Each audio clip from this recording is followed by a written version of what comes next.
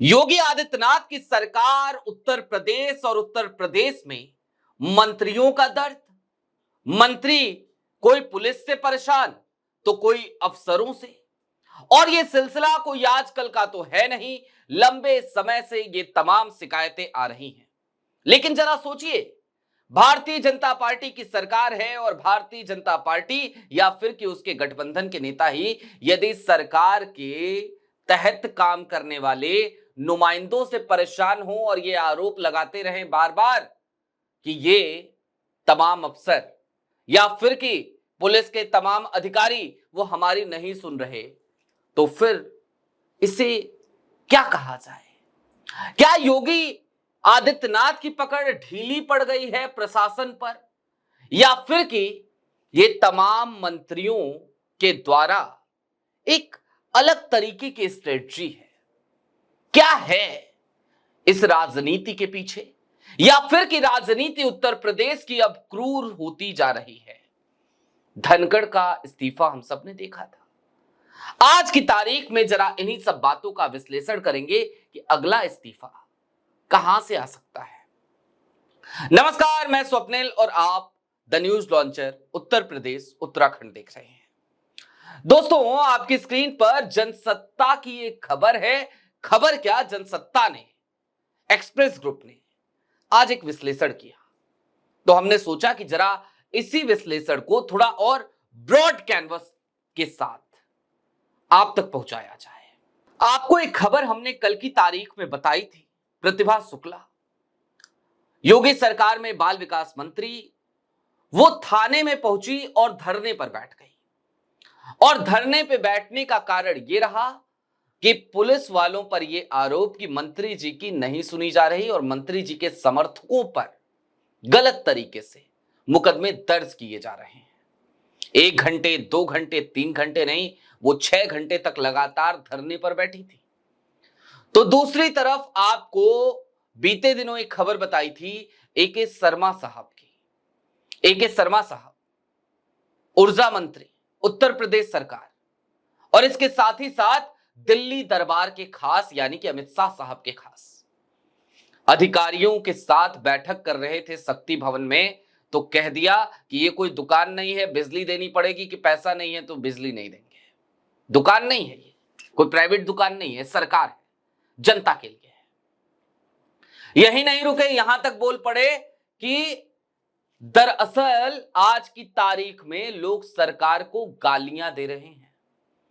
आज की तारीख में विधायक हमको फोन कर रहे हैं। आज की तारीख में प्रदेश में बिजली व्यवस्था इस तरीके की हो चली है कि लोग बहुत ज्यादा परेशान हैं और आप लोग सुनते नहीं हो किसी की। आप जनप्रतिनिधियों की नहीं सुनते, आप हमारी नहीं सुनते। जरा सोचिए, विभाग का मंत्री विभाग के अधिकारियों को इस तरीके से बात करे, उसके पास कोई ऑप्शन ना दिखाई दे रहा हो। लेकिन इसके पीछे फिर सब वजह टटोलेंगे तो और भी बहुत सारी चीजें पता चलेंगी। मसलन आशीष पटेल, अनुप्रिया पटेल के पति, अपना दल सोनेलाल। आपको याद होगा, अपना दल सोनेलाल के आशीष पटेल ने भी इस तरीके के तमाम आरोप लगाए थे। निषाद पार्टी, आपको याद होगा, आपको याद होंगे ओम प्रकाश राजभर। सबकी कहीं ना कहीं किसी ना किसी मामले में पुलिस से खटपट की, अधिकारियों से खटपट की खबरें छपती रही हैं। और विधायकों और सांसदों का नाम अगर लेना शुरू करें तो फिर यह फहरिस्त खत्म होने का नाम नहीं लेगी। लेकिन हां, एक नाम लेना फिर भी जरूरी है, और वो नाम किसका है? वो नाम है संजीव बालियान का। पूर्व केंद्रीय मंत्री रहे, सांसद रहे। पुलिस के साथ झड़प होती है तो चिट्ठी पत्री का दौर चलता है, योगी जी को भी चिट्ठी लिखी जाती है, अमित शाह साहब से भी मुलाकात की जाती है। गाजियाबाद के सांसद, गाजियाबाद के एक क्षेत्र के, याद होगा आपको, फटे कुर्ते वाले, उनका भी आरोप क्या था? यही तो था कि पुलिस सुन नहीं रही है, और उनका समर्थन करते दिखे थे केशव प्रसाद मौर्य। अब इन सब के बीच दिल्ली और लखनऊ के बीच की दूरी को जोड़ दीजिए अगर, और देखिए कि समीकरण कहां जा रहे हैं, तो फिर एक चीज समझ में आती है। आज की तारीख में उत्तर प्रदेश सरकार विज्ञापनों पे चाहे जितना भी पैसा खर्च कर रही हो, लेकिन ये तमाम खबरें, ये तमाम वाकये, वो एक अलग तरीके का डेंट लगा रहे हैं योगी आदित्यनाथ की छवि पर।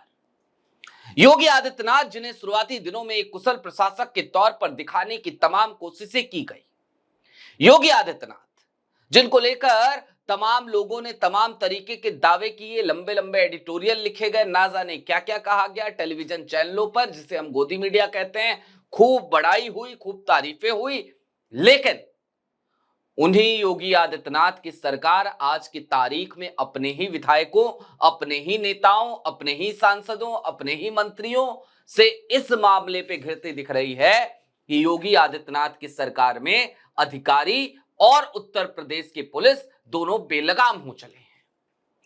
और ऐसे में योगी आदित्यनाथ की छवि पर पड़ा हुआ डेंट एक बड़ा सवाल भारतीय जनता पार्टी के लिए उठाता है और दिल्ली दरबार को भी एक मौका देता है। मौका इस बात का कि क्या 2027 में जो आने वाले चुनाव हैं, आगामी विधानसभा चुनाव, उसमें योगी जी के चेहरे के साथ ही जाए या फिर कि चेहरा बदल दिया जाए, रथ का घोड़ा बदल दिया जाए।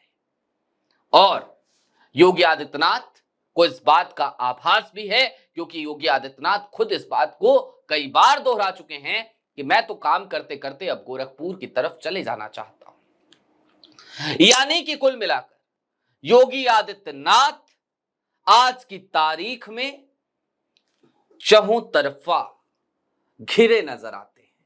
उनकी सरकार घिरी नजर आती है, सरकार पर डेंट लग रहे हैं। और फिर एक शेर है ना कि गैरों में कहां दम था,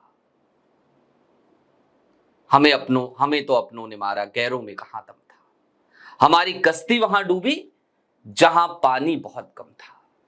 तो आज की तारीख में उत्तर प्रदेश और योगी आदित्यनाथ के तमाम समीकरण कहीं ना कहीं इसी मतले और शेर की तरफ बढ़ते जा रहे हैं। आपकी क्या राय है, हमें कमेंट बॉक्स में जरूर बताइएगा।